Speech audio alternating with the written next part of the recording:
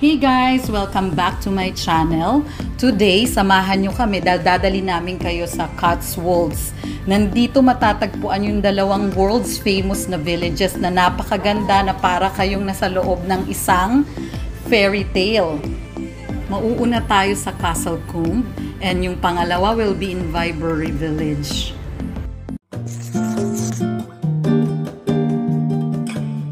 We're walking towards Castle. Hindi Castle Peak, Castle Combe. As you can see, naglalakad kami from the parking lot towards the castle. Pero dun sa mga hindi magdadrive, meron silang bus stop actually dun mismo sa castle. So which means you can ride the bus to go there. Ang cute ng mga bahay, oh. This village, actually, yung mga bahay nila dito is made of Cotswold stone. Kaya ganyan, kung makikita nyo yung mga bahay, puro sila stone.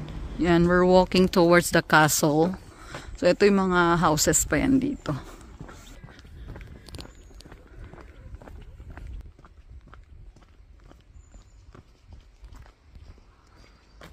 Mga 20 minutes walk from the parking lot to. Depende kung gaano kayo kabilis maglakad. Ayan, kung makikita nyo, yung mga bahay hanggang dito are made of Cotswold stone. Diba? Ang ganda. Sobrang ganda. Nasa Bukana pa lang tayo, guys. Ito na yung pinaka-central ng village. So, andito yung mga cafes, restaurant, pati yung simbahan nila nandito sa area na to. Ayun o, may renovation sa harap.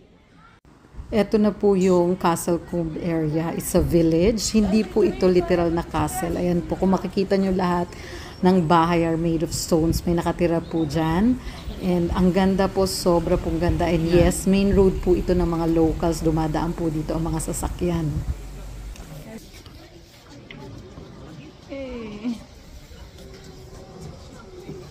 Ang tawag pala dito is Cotswold Stone Cottages. Since 1600, wala pong bagong bahay na na-built sa area na to.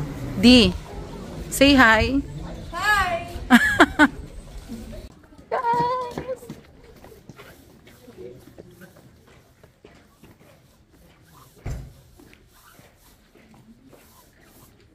This is my cottage ko, guys. Pag pumunta kayo dito, kumatok lang kayo sa cottage ko. Welcome kayo tumira, ha? Yay! We're here finally! This village is divided into two parts. Yung narrow valley, which is itong nilalakaran natin. Meron din silang upper, which is yung highland area, which yun ang hindi namin napuntahan. Sayang nga. So kung meron kayong time, please, maglaan kayo ng maraming time to, you know, explore this entire village kasi napakaganda po talaga. At yes, ang dami pong tourists, hindi lang kami, ayan. Ang dami-dami. At ito, super ganda. Para ka talagang nasa postcard. Dinikit yung mukha sa postcard. Ganon yung feeling. Itong bahay na to, dito talaga ako naaliw kasi ang cute ng deer. At pero higit sa lahat, ang kinaaliwan ko yung chimney. Tingnan nyo guys, umuusok, diba? Live na live yung chimney, umuusok. Ang ganda, super ganda ng lugar na ito.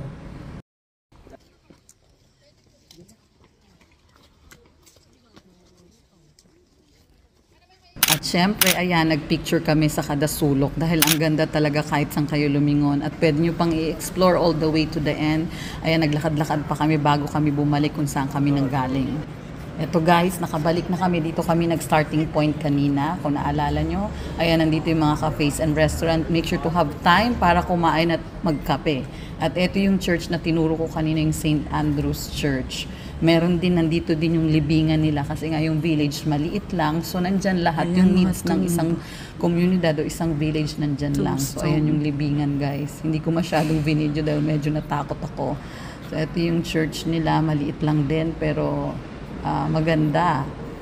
Hindi na ako nag-video sa loob pero pumasok ako for a while sa loob. Ayan na si D, busy na din. Itong puno ng Christmas tree, famous to dahil nasa center talaga to ng village. At ayan, Christmas na Christmas din siya. Now, we are driving to Vibery Village. Nandito yung Arlington Row. Talagang sinadjust kong pumunta dito kasi it's so pretty guys. At ayan, dito sa lugar nila, kahit sa normal houses along the road, made of stone talaga. Kaya nga tinawag na Cotswolds yung lugar dahil nga sa stone na ginamit nila sa mga houses nila.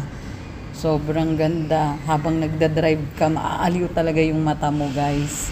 So, nag-drive nga pala kami, pero if you come here from London Central, it's around 1.5 hour kung magkukommute kayo. Andito na tayo sa Vivery Village. Malaki din ang village na to, pero ito yung pinakasikat na spot, yung Arlington Row. Andito tayo sa, ano yan, Vivery Arlington? Arlington Road. Vivery Arlington. Ayun siya. Naku, madilim na, guys. Naabot na kami ng dilim kasi nga 4:20 na. So, pag mga alas 4, nagsisimula na talaga maging madilim. Then by 5, total darkness na dito. Yan, pupunta tayo. Yun. Sayang. Ito pa man din yung ni-request ko. Inabot na kami ng dilim.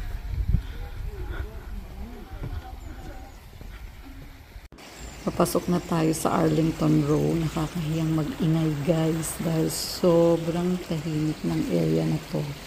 Dahil pagmamayari na sila ng National Trust, hindi na po sila pwede gumawa ng renovation.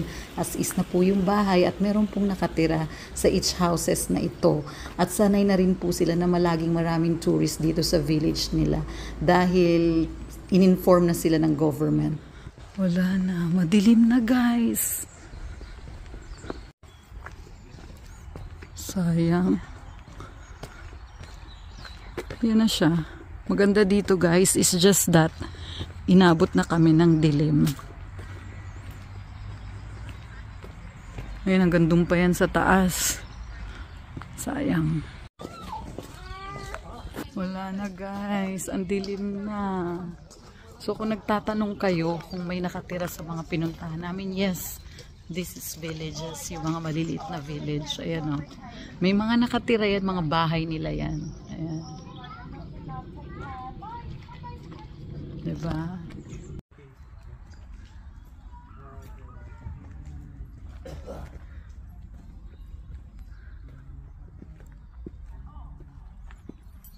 Meron pa sa atin? Dito lang pa isa sa. Ayan. Dilim na. Ayan yung end ng ating day 3. Dito tayo nag-end sa, ano nga to? Arlington. Arlington Road. Vivery Arlington. So I'll see you again tomorrow. Bye. Good night.